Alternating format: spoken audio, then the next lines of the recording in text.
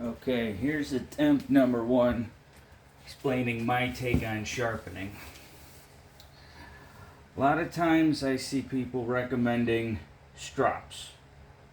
This is a Knives Plus strop lock that I've had for years, and I normally don't use it. Now, stropping I think involves three things. One, removing any burr from regular sharpening. Two, enhancing what the stone's already created. And three, maintaining an edge to get more longevity out of it. Now, last 5 years, I've pretty much eliminated strops entirely. Now, I think that's dedicated to understanding the stones and the limitations and playing to the strengths of the stones themselves. Now, common thing that we always see is someone will take DMT course. Now, whether you actually do the 45-degree angle or you do full sweeping motions, okay, generally people form a burr, then they'll do trailing strokes or they'll do burr reducing strokes, and then they'll proceed to actually do it on the DMT fine. Now, the nature of the DMT stones, or any diamond-coated abrasive, okay, got the CBN one, is the irregularities and the deep scratches. You're creating more deep scratches into the edge bevel, okay, and when you actually take it to a strop, the strop is too fine to actually regulate and actually polish those scratches. So in essence, you're actually moving 2 steps backward by forming a burr on the stone. That's why I recommend that when you actually do that progression, that you do alternating strokes to actually do burr minimization.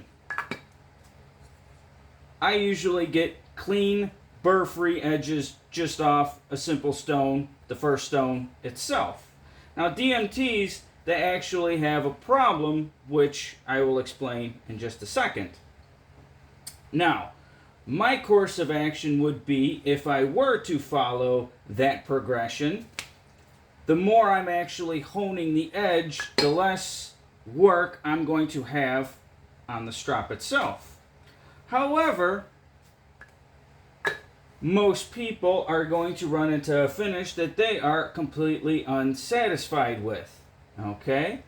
Now, if you are going to do burrs on the medium, or should I say the fine 600 grit diamond stone, I feel that you should use something like a King Neo, alternate strokes, okay?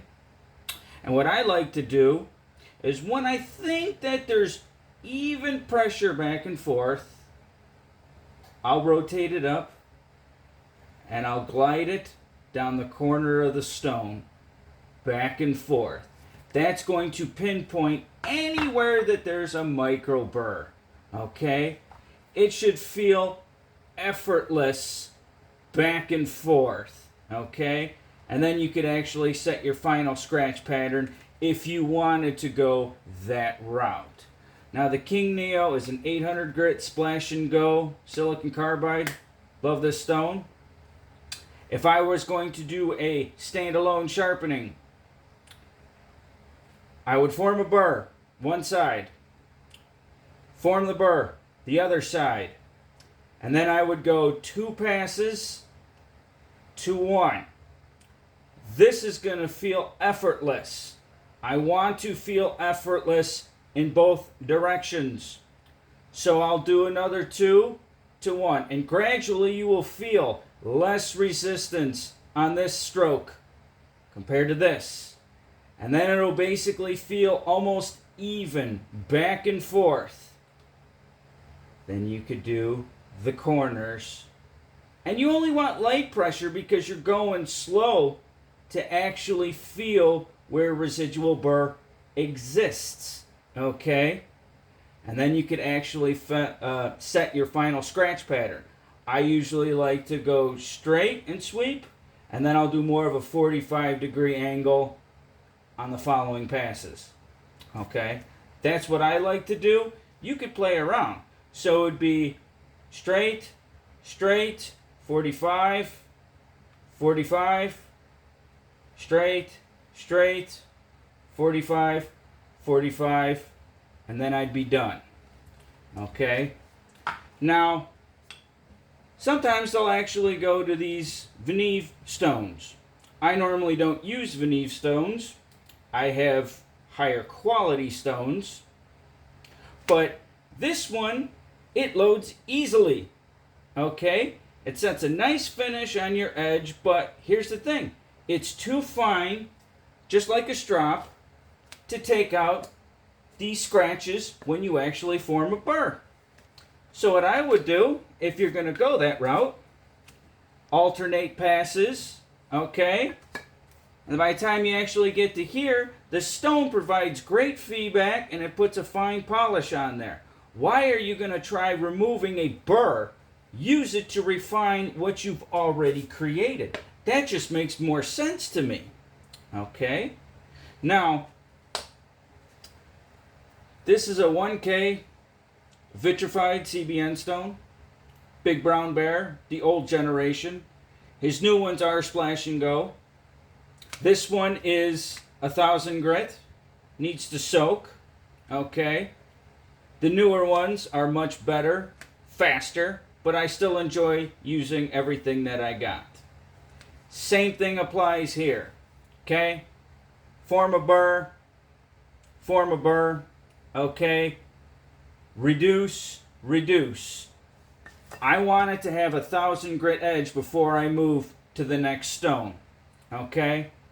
Now, my favorite stone to finish after something like that, if I choose to go to a higher polish, I like the Gritomatics. The Gritomatic silicon carbides, this is the 2500. My preferred stone is the 1500. However, this is much harder than aluminum oxide stones, ceramics, okay? So I would actually just do refining strokes. And that's the thing about finer stones. More grains are popped up, the more feedback that you're actually going to achieve, okay? Now, I normally sharpen with a stone in my hand. I think that offers versatility, okay? And some people, they need to actually use the different hand, okay? Or you can actually start looking down. However, I feel like I can sharpen anywhere because I'm not limited to a specific station, okay? And plus, if you actually sharpen this way, in my opinion, you actually put even wear across the stone. A lot of times you see people, they'll actually raise and do 45-degree kind of swipes. I think you're able to maintain a consistent angle and reduce convexing the edge too much. However, I feel like there's parts of the stone that they don't wear. So, trade-offs, either or, okay? That's what I think. That's my opinion, okay? Now, you also have water stones, okay? Oil stones, okay? Even the Spyderco ceramics. Now, I don't mind soaking water stones if it's the first stone in my progression. If I want to actually go higher polish, I should be getting a strong edge off of any stone that I start with. Okay? This is 1,000 grit. Normally I start out with a 400. It's a Pride abrasive. Okay? Requires about a 10-minute soak to actually get it going. But the same thing applies. Form a burr, right? Reduce strokes. Double check on the corners. Okay, see if we're good. Set the final scratch pattern. Okay? If I want to go higher, I already have a clean apex. So let's just say this is higher, okay? Or something like a Spyderco Ultrafine. Obviously, I would recommend probably going to the regular fine, then the ultra fine. You just want to do alternating passes. Why? Because you already have a clean apex set right there. Why are you going to actually try refining and creating a burr? Now, I don't want to form a burr at anything at 1,000 grit or higher. 1,000 grit sometimes, but most of the time not.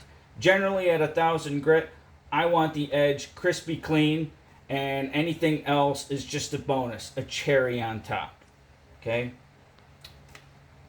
This is a 400 grit India stone. Okay?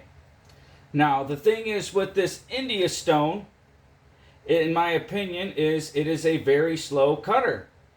However, if I want to refine an edge, okay, it is absolutely perfect to go alternating to just hone to get the final result that I want. And it also has that corner that allow me to double check for any micro burrs. Okay. Now, this is an Arkansas stone, a pocket soft Arkansas stone. Okay. Arkansas stones have low cutting ability. Okay. However, they are perfect for when you already have a clean apex off of a coarser stone. They have great feedback, okay? And they work if people gave them a chance, okay? Now, because of how I'm able to actually sharpen, I really found not too much use for knife strops. Now, I know the community use knife strops a lot, and I know I'm the minority, but my method seems to work, for me at least. And it seems to work on every steel that I've done, anything that I've tried. And that's the fun part about the knife hobby, is always trying out different things. Seeing what you like, not just grading an edge or a steel on how the edge starts. How does it break down? Does it chip? If it's chipping and rolling, maybe you need to set a more obtuse angle. Maybe you need to use a different set of stones. And every edge, put it through use, is sort of testing. Okay? That's my opinion. And have a nice day.